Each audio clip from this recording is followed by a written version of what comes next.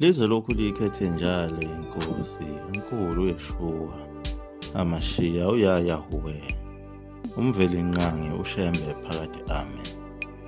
ONkulunkulu omenzi wezulu nomhlaba, oNkulunkulu oyiqhawe. Kodwa abaningi ngeke bekubone lokho, bangaze bayibuze ukuthi kungani khona sihlupheka kangaka lo nkulunkulu ekhona.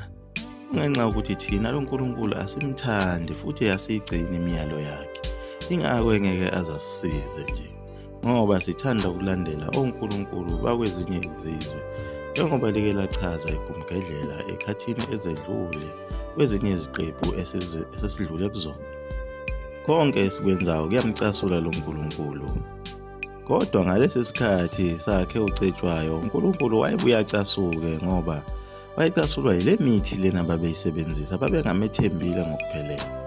Kodwa umlungu owayekhona lapho wayethunyelwe zona ezenkolo, njengoba sike sachaza ukuthi Queen Victoria no King Edward no King James babekhiphe ithenda enkulu yokuthola izinsizwa ezingabelungu ezifundile ezingothisha ukuthi zize kuleli zwekazi lethu lase-Afrika ukuzosifundisa inkoleloze. Labelungu babenikezwe nje izincwadi kuphela nomyalelo ukuthi ababafundise kanjani abantu ngale nkolo ukuze bezodungeka amakhanda. Kodwa omunye wabelungu lona okwakuthiwa nguJohn William Colenso babazi kahle ukuthi inganekwane lento eseBhayibhelini. Kodwa into yammangaza lo mlungu iyodwa ukuthi njengoba bebekholelwa ukuthi inganekwane le ndaba eseBhayibhelini, babona ukuthi cha akuyona inganekwane, bayibona yenzeka khona kulelizwe lakwaZulu, njengoba sike sakhuluma nangamazimu nangomahlapahlapha abafike bamisa inkolo yobuzimu ngokudliwa kwabantu, ngoba bagcina bezehlukanisile namazimu, bahlambululeka bayeka loya mkhuba wawumubi. Nayo imikhuba eyenziwa isizwe sakaBhungane lapho esikhulume khona ngenkosi uLangalibalele eyayithundwe ngamazimu, yaphuma yabaleka, yasifica umfula ugcwele, yawumisa, wangaqhubeka nokugeleza, yawela ibalekela amazimu, wabuya futhi umfula waqhubeka. Yonke lemgilingwane yayenzeka khona kulelizwe emini bebade. Nayo inkosi uMpande kuthiwa yake yakwenza lokhu kuba ibuke umfula uthukela ngamehlo, yalumisa lwama emini bebade. Nayo yonke imilingo eyayenzeka esizweni sakwaZulu kwakukhombisa ukuthi akuyona imilingo yokuzenzela, kwakuyinto kaNkulunkulu. Naye uBhukane lona kwakungezona izintelezi lezi, wayephethe imfihlo yasezulwini, njengoba akwazi ukumisa umfula. Kodwa abakwaZulu babengasamthembile kakhulu uNkulunkulu, base bethembele nakakhulu ezinyangeni, kodwa uNkulunkulu wayengabalahlile. Phela uNkulunkulu ayikho into emcasula njengokuthembela kwezinye izinto ezifana nayo imithi. Kodwa kunyanya kakhulu yiloko kuthiwa isithixo, akakufuni nakukubona, uvela kwenyanye kakhulu uma ukholelwa kulezo zinto. Njengoba nathi kulelizwe lase-Afrika sesikhonza zona izithixo, sizidumisa, kodwa singanakile uma sitshelwa ngendaba kaNkulunkulu nemithetho yakhe afuna siphile ngaphansi kwayo. Silwa ngayo yonke indlela ukuthi sidifende ukuthi singabuyeli kuleyo mthetho, njengesabatha. Ayikho into ecasulwa abantu njengesabatha, ngoba elikaNkulunkulu futhi libhalwe nakulo iBhayibheli. Kodwa indlela ekuliwa ngayo nezinkulumo mpikiswano eziba khona uma uke wakhuluma ngemithetho kaNkulunkulu nokudliwa kwezingulube, bangakubulala abantu.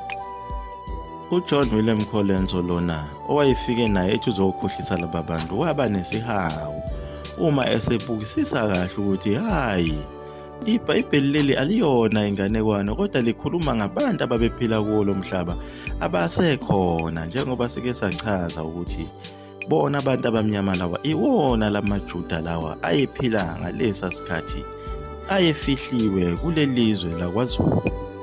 Lo mlungu uJohn William Colenso wayesehlise lo moya kaNkulunkulu namehlo asezulwini, wakwazi ukubona konke lokho kwakwenziwa yilaba bantu, ekuhlobanisa nakho lokho ayekufunda eBhayibhelini. ebuka amasiko abo laba bantu, ukungena kwabafazi okuseBhayibhelini, faka isiphandla okuseBhayibhelini, ukusoka kanye nemikhosi yokweshwama, nokulobola, nokuthethwa kwamacala. Wazibuza ukuthi laba bantu babeyithathaphi yonke le mithetho ngoba akekho wakwafika ngaphambilini efika neBhayibheli. Pho yonke le mithetho yokuphila bayithathaphi, nokuthi makufike umuntu ohambile umsize uze umuphe nendawo yokuhlala uphinde umsisele nezinkomo. Wayibuza ukuthi konke lokhu okuhle kangako kwakwenziwa uZulu kanye nokugcina kwesabatha kwakuvelaphi, njengoba sike sachaza endabeni ezedlule ukuthi isabatha lidala bengakafiki abelungu. Njengoba sike sachaza ngenganekwane eyake yakhulunywa emandulo, naye uShaka wayifica ikhona yomame owayetheza inkuni ngesabatha owathathwa waphanyekwa enyangeni uNkulunkulu. Leyo nganekwane kwangakafiki ngisho lona iBhayibheli kulelizwe. Zamangalisa kakhulu lomlungu lezi indaba lezi ezenzeka kwaZulu, nazo zonke izinto kwakhulunywa ngazo zamatshe ontunjambili, kanye nokuxhumana nabantu bakini abangasekho esabahamba baya ezulwini bekulethele imiyalezo. Wathi mayithola lento wabona ukuthi nakhona eBhayibhelini kukhona, ngoba kukhona indoda okuthiwa uEnoki eyayike ihambe nje iyezulwini iphila, ibuye futhi ize emhlabeni ifike intshele abantu izimfihlakalo zasezulwini. Naye uEliya lo wavela ngayo indaba yaseBhayibhelini okuthiwa wahamba ngenqola yomlilo, owayewumprofethi kaNkulunkulu owayesaba ukufa. uNkulunkulu wamdabukela wabesehamba nje, wangaba nalo ithuba. Kanti khona lapha kwaZulu kwakhulunywa nangazo indaba zabo omabhodla laba owaxakwa indaba yombuso weLembe, wabesethatha umndeni wakhe kanye nakho konke okwakhe nezinkomo zakhe wayongena olwandle. Ikhona leyo ndawo lapha kwaMbonambi, ulwandle lwavuleka wangena phakathi umabhodla nako konke ongokwakhe namabhodwe akhe ayekhona, wangena phakathi olwandle lwavaleka. Kuyimanje asikakazi ukuthi wahamba waze wafikaphi. Nayo indaba yesizwe sakwaHadebe esingamahlubi ekuthiwa sadabuka ukuphuma emanzini eCongo. uJohn William Khulensholona wazithola zonke lezi ndaba ngenxa yokuthi wayesesithanda kakhulu isizwe sabantu abamnyama. Lokho kwamenza wasithanda kakhulu lesi sizwe sakwaZulu. Uma ethola zonke lezi mfihlo kwayima eqala ukukholwa, ngoba phela bonke labelungu babefike lapha njena babengakholwa. Babazi kahle ukuthi beze ngohlelo lokuzokhohlisa abantu. Ingakho kuze kube namhlanje kukhona iBible School eyenza ukuthi faneke ukhethe amavesi azodukisa abantu. Ngeke uthole njena esontweni ufundiswa ngokuthi unkosikazi kaMfwenu owafelwa indoda kumele umngene. Lokho phela usuke wenza ubuntu ukuthi njengoba ehambile nje uMfwenu kumele indlu yakhe ingafi.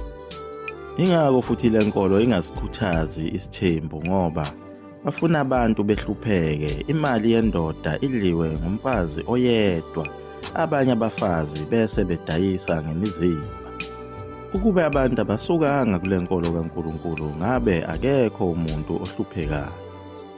Awomehlo kaJohn William Khulensho asezulwini ambangela amazinya abushelelezi kwabanye abelungu ayethunywe kanye nabo ukuzokhohlisa abantu. Waze waqanjwa negama uJohn William kwathiwa uSobantu, njengoba sazi ilokishi elikhona eMaritzburg okuthiwa kuseSobantu.